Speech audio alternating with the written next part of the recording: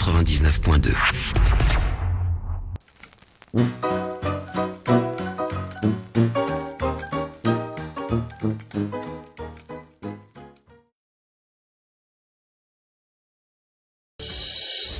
Bonsoir à toutes et à tous. Dans l'actualité du lundi 17 novembre, les sociodémocrates affichent leur union à Pontoise. Le Mamobus a fait escale à Éragny vendredi dernier. Reportage et puis la chronique sport d'Axel Maire. Et côté météo, le froid persiste et signe demain. La minimale est à 0 demain matin jusqu'à 10 l'après-midi.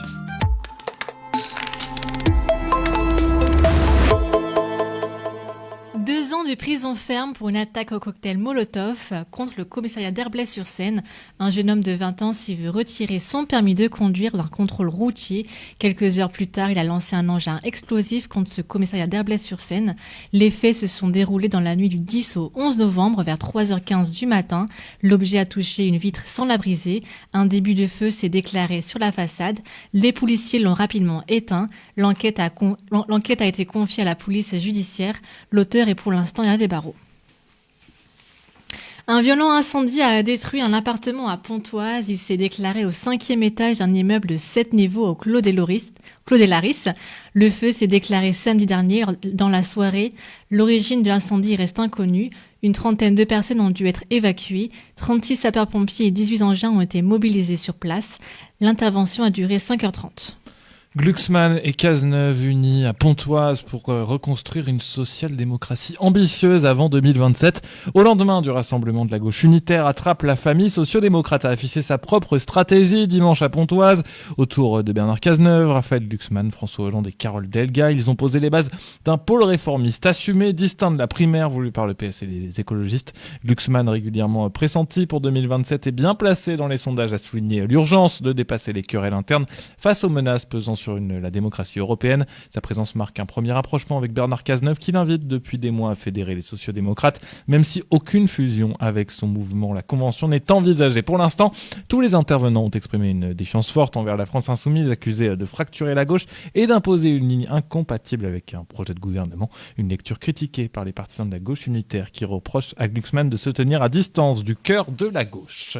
Bernard Cazeneuve a rejeté l'idée d'une primaire qu'il juge artificielle et guidée par les appareils, appelant plutôt à rebâtir une gauche de gouvernement crédible. François Hollande a également plaidé pour un rassemblement complet en vue de 2027, sous-entendant que le PS et Olivier Faure devront finir par rejoindre cette dynamique.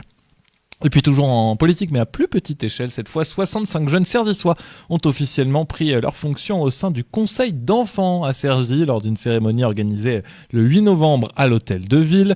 Élus pour 2 ans, ils auront pour mission de proposer des projets visant à améliorer la vie quotidienne dans les quartiers, de découvrir le fonctionnement des institutions locales et de représenter la voix de leurs camarades. Ce dispositif, pensé comme un véritable espace d'expression citoyenne, vise à sensibiliser les enfants à la démocratie participative et à leur donner l'occasion de s'impliquer concrètement dans la vie de la commune. Aller au plus près des femmes avec un bus pour détecter le cancer du sein. Aujourd'hui, direction Éragny, où circule un véhicule pas comme les autres, le Mamobus, véritable centre de dépistage du cancer du sein sur roue. Il sillonne les villes pour aller au plus près des habitants. Son objectif, lever les freins, simplifier l'accès aux soins et encourager la prévention, même pour celles qui n'osent pas franchir la porte d'une clinique. Mais alors, ce système mobile séduit-il vraiment les femmes ? Un reportage de Laura Labonne. 2 grands bus roses qu'on ne peut pas manquer. À côté, dehors, une petite salle d'attente improvisée. Quelques chaises alignées où les femmes patientent. L'une d'elles se ravit de ce système. Je trouve que c'est une super idée qu'on vienne au-devant des gens. Parce que les gens disent « Oh, ça attendra, oui, il faut que je prenne rendez-vous. J'ai une amie qui habite pas loin là derrière. Oh oui, je vais faire un rendez-vous. » Oui, mais quand on est examiné, on sait si on a quelque chose ou pas. Et ça, c'est important. Ma belle-mère a eu un cancer du sein, maman a eu un cancer à l'utérus, ma grand-mère maternelle a un cancer à l'utérus, ma belle-sœur a eu un cancer au doigt qui est remonté jusqu'au sein. Et ça, je le dis souvent aux gens, faites, à mes amis, faites faire des mammographies. Et ça, je trouve que c'est bien, que ça soit gratuit, qu'on puisse venir. C'est une très bonne idée. Continuez dans cette ligne-là. Certaines femmes réticentes à une consultation, mais poussées par leurs proches, comme cette jeune femme venue avec sa mère, assises ensemble dans la salle d'attente. Jamais de mammographie. On m'a poussée, c'est ma mère qui m'a dit d'y aller. J'ai pas eu trop de choix. C'est bête, mais j'ai peur qu'on trouve quelque chose. Et en fait, pour moi, cancer égale, c'est forcément une fatalité. Alors en soi, ça ne l'est pas, hein, mais et effectivement, il vaut mieux être au courant de si on a quelque chose, mais voilà, c'est certainement un a priori. Un mammobus qui peut parfois impressionner avec ses machines et son côté très technique, mais son objectif est simple, aller vers les femmes là où elles vivent. Khalid Zaouch, président du bus de la santé, nous explique justement son rôle. Alors le mammobus, c'est 2 unités mobiles qui font du aller vers. On permet aux professionnels de santé d'aller directement au contact des habitantes. Donc comme là, on est aujourd'hui à Éragny, la semaine dernière, on était à Pontoise, et on permet aux femmes de venir directement se faire dépister du cancer du sein.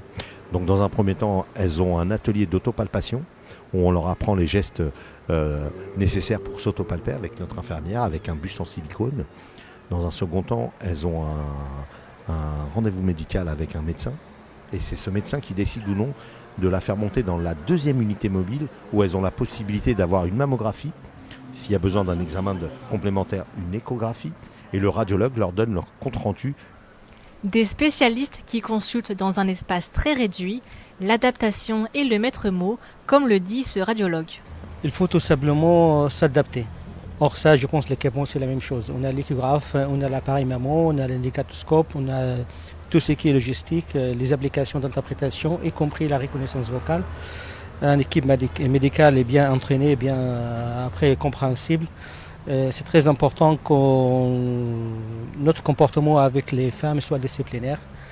Et après, ça devient pareil, soit clinique, soit mammobus, c'est la même chose. Après, on voit bien que chaque année, on voit que l'afflux des femmes augmente. C'est-à-dire qu'on a une bonne réputation par rapport à nos activités de mammographe, de dépistage individuel.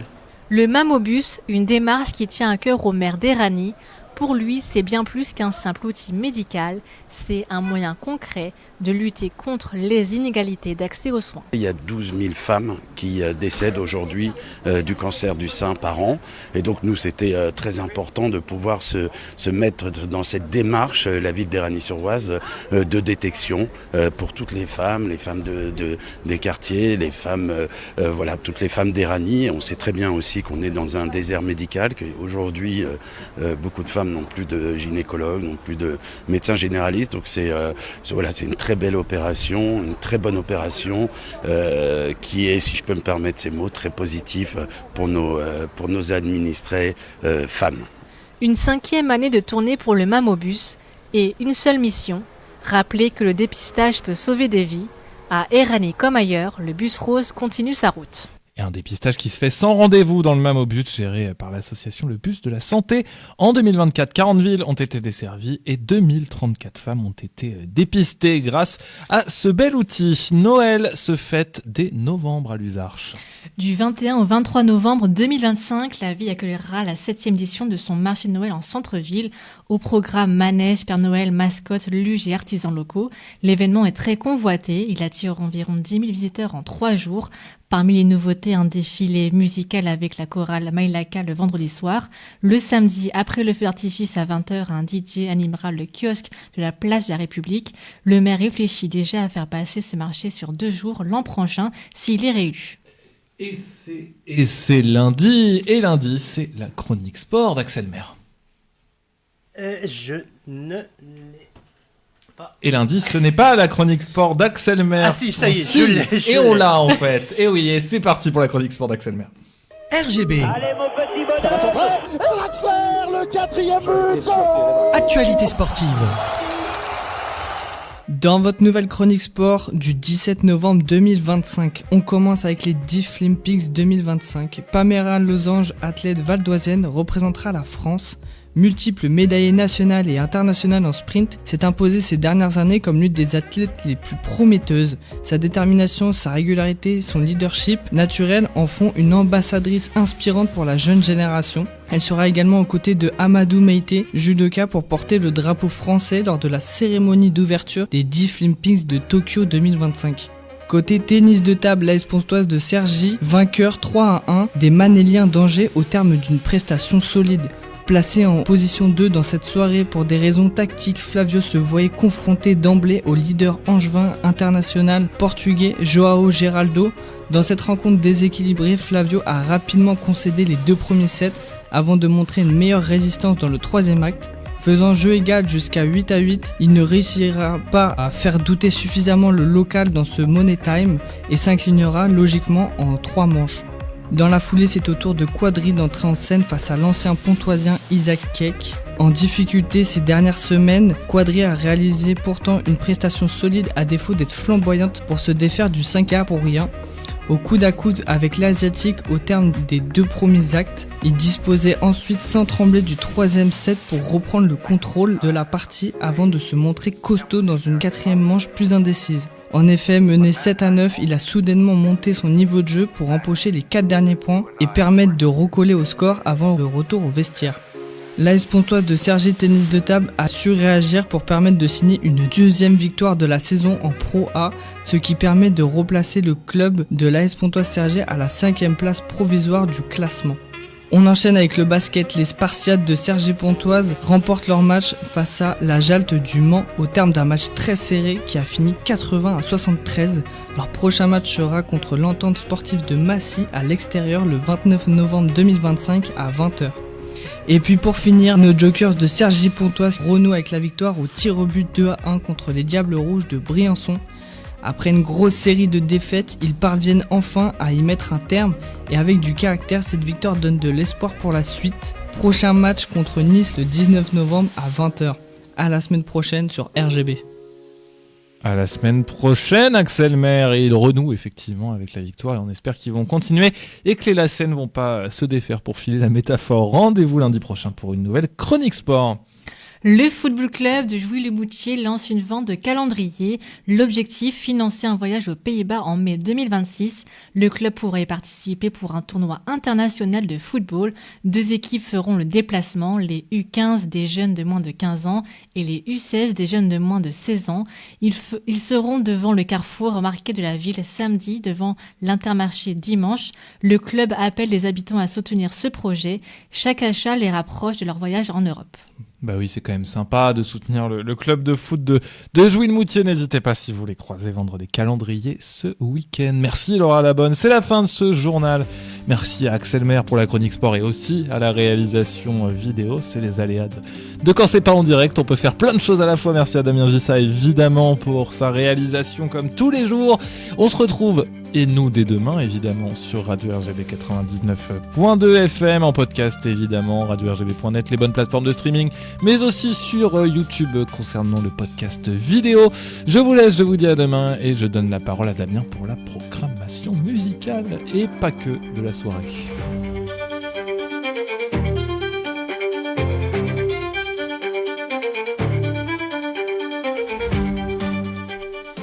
Et le temps de prendre ces petites notes. Merci Théo, merci Laura pour les informations locales. Alors, à 19h, vous avez rendez-vous bien sûr avec le 100% football amateur, avec Farid Rouas et l'ensemble de ses consultants, sa team 2 étoiles comme il a l'habitude de dire.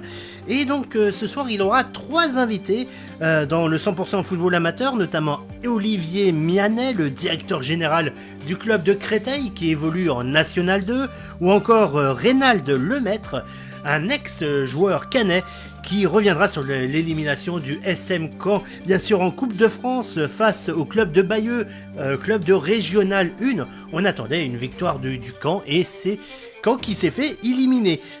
Enfin, l'interview principale sera assurée avec comme invité Xavier Gravelaine, directeur sportif d'Avranches, club de National 2. Pour la suite de la soirée, à 21h, vous aurez rendez-vous avec la session de rattrapage de la libre antenne animée par Claude Lange, et ce jusqu'à minuit, avant de retrouver une autre session de rattrapage, pour dire rediffusion, à savoir celle de Vibes Acom. Vibes Acom, l'émission reggae du vendredi soir qui était en rediffusion, et donc on vous propose une nouvelle session de rattrapage de minuit à 2h du matin, Vibes Acom, qui viendra vous régaler sur le rythme du reggae bien sûr. Très bonne soirée à l'écoute de RGB, que ce soit sur le 99.2 FM, radio-rgb.net ou encore sur les applications pour mobile, les radios associatives développées par la CNRA, Radio Player ou encore plein d'autres comme TuneIn, Radioline et plein d'autres applications pour mobile. RGB en direct de Cergy-Pontoise sur l'ensemble du Val d'Oise et le nord des Yvelines et du sud de l'Oise aussi, pour faire un petit coucou à nos voisins picards. Toute l'équipe de RGB vous souhaite une bonne écoute en FM sur le